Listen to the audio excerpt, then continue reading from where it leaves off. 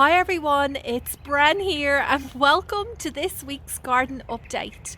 And you know what? It's actually not raining at the moment, which is great because I'm telling you, every single day this week since I've seen you last Friday and night, it has been pouring down, which has been great for my spring garden, but it has meant that I have had to spend a bit of time out here when it was raining.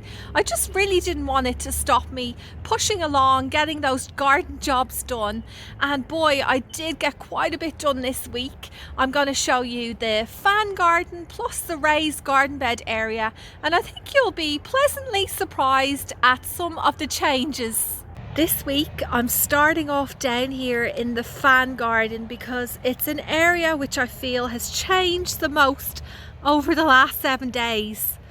Pretty much I was on a mission to get this area looking good, and I think I did that because I felt like it would mentally put me in a good place, feeling like this garden is getting back to the way it used to be pre-storm.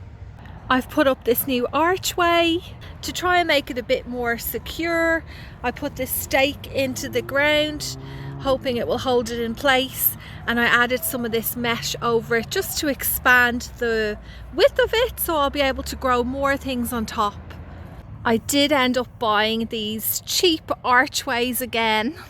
Here's the packaging. I bought these from Bunnings. I mean, they are affordable. They cost $20 and I find that they tend to last about 2 years. They are good as a short-term solution, but when it comes to long-term, you really are better off if you have it investing the money in proper solid structures. Another option which I think can look even nicer than what I've done there is grabbing some old branches, putting them together and making a really attractive archway. And I'm telling you, wait until you see what I'm looking at. This is my current pile of shrubs and tree branches that I've cut back. So you can actually use up these, and probably will do that eventually. I do actually have a DIY branch archway video on my channel.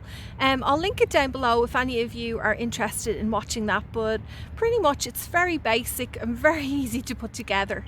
I'm back over at the archway. I still need to attach the fan covers over the top. Just in case you're new to my channel, to be more specific, I'm talking about these, which are old fan covers that I like to use to decorate structures around the garden. I did also mention last week that I was going to double the depth of this entryway, but I decided not to do that because I have a little bit of concern that if I was to make this too deep, once it's covered with all of the foliage, I was a bit worried that it might cause a big shadow down here where my flowers are. Because we've received so much rain with the heat, it has meant that the weeds have gone absolutely nuts. I still need to do this section, but I actually have big piles like this on the edge of the beds, trying to get to them when they're smaller, because once they get too big, it's a lot harder to remove the roots, especially with weeds that have really long tap roots. I do actually watch quite a few YouTube channels based in the US, and I have noticed that a lot of those gardeners seem to have a big issue with bindweed. I'm not sure actually if we get it here in Australia. Thankfully, I haven't had it in my garden so far, but that particular weed does tend to bury deep down into the soil, and you really need to get a shovel or a trowel and make sure you remove all of the root, otherwise it just comes back again. Last night when I was locking the chickens up, look what I spotted. I actually have some buds on this dahlia. I haven't got around to weeding in between these plants because I've actually noticed I have quite a lot of nasturtium seedlings popping through everywhere, as well as borage too. And I did think about maybe just leaving them be and letting them fill out the space, but I'm thinking now what I might do with those nasturtiums is I might go and transplant them underneath the orange tree. Oh, look what I just spotted. A beautiful little ladybug, a wonderful garden friend who helps to eat aphids. A lot of people like to pinch out their dahlia plants. So this one's quite large. You usually do it when they're about 12 to 16 centimeters tall, when they have their first 4 sets of true leaves. So maybe when this one's a little bit taller, I can pinch it out, and pretty much all it means is just removing the top section down to where you can see the side shoots, and it just helps to encourage a more bushier plant, which will hopefully produce more flowers. You don't have to do it, it's not really completely necessary. I might do it with a few of my plants, but with this one I am not, because I reckon I should have a flower quite soon. Maybe, I don't know, what do you think, a couple of weeks? I've taken a few steps back. So what I did, as well as putting this archway in, I put one in over the other side, which will be the new entryway into the chicken run area. I've lined the pathway with some sugarcane mulch.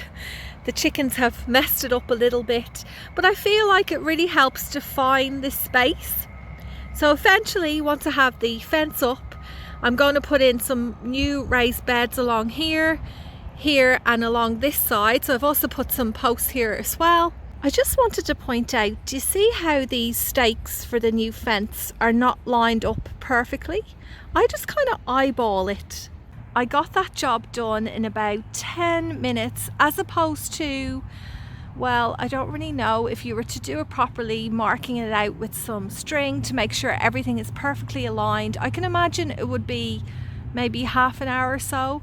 And really, it's those little details that I don't do in my garden that enables me to be able to manage such a large space.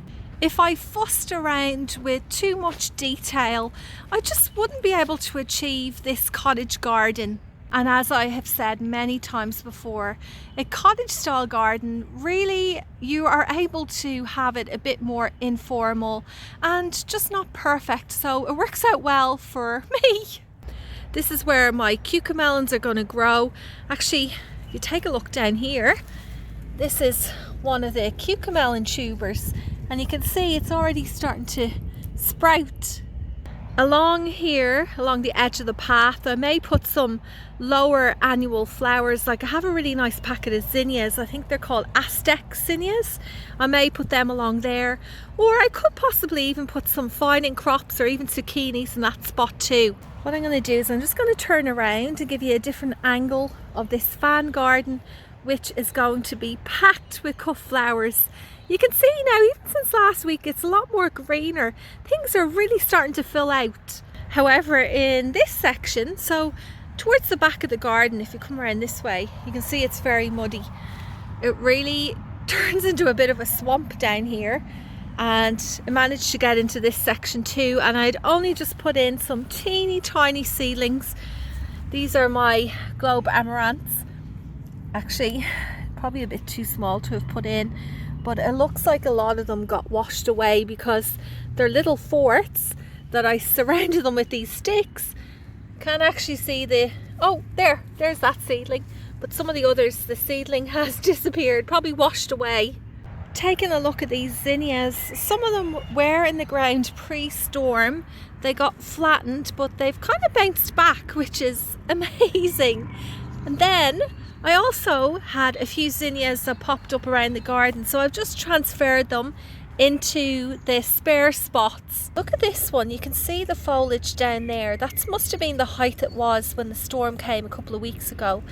And then it's put on all of this fresh growth. These Achillea or yarrow were dug out of this ground twice before. Once when we had that big tree removed from here, and then second time after the storm to have the other arborists come in and clear the space out. And I can't believe what troopers they are. Look at this one's even starting to bud up a bit, and these ones here were actually Achillea or yarrow that I had growing in pots, and I ended up just pulling them out of the pots and popping them in here, so I have them all in one big drift. Okay, let's leave the fan garden now and head over towards the raised garden bed area that's had a really big clear out. Actually, just one quick stop along the way. I've been prepping the ground down here to put in another 8 dahlia plants. the ones that are already in here have grown rapidly. Do you remember when I showed you these last?